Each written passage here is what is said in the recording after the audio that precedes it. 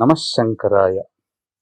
మే 1వ తారీఖు వైశాఖ పౌర్ణమి, స్వాతి నక్షత్రంతో కూడుకున్నటువంటి రోజు, మహా అద్భుతమైనటువంటి రోజు.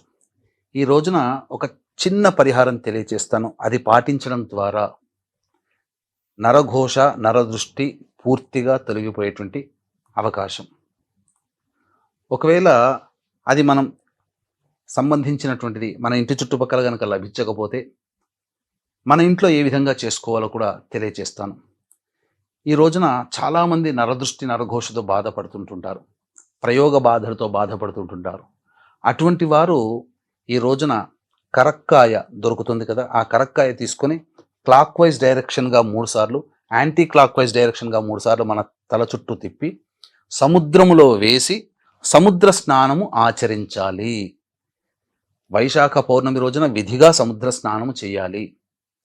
మరి ఇంటి దగ్గర చాలా చోట్లలో నగరాల్లో సముద్రం ఉండదు కదండి, మరి ఏం చేయాలి అని అంటే దీనికి కూడా మనకు ప్రత్యామ్నాయం ఉందండి.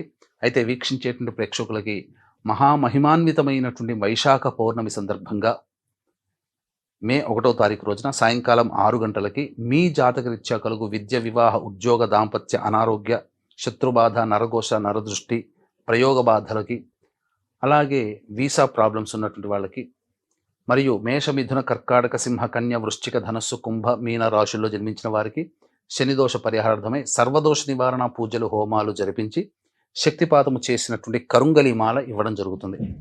ఈ కార్యక్రమంలో గోత్రనామాలు నమోదు చేసుకోదలిచినటువంటి వాళ్ళు మే 1వ తారీఖు సాయంకాలం 5 గంటల లోపల మీరు నమోదు చేసుకోవచ్చు.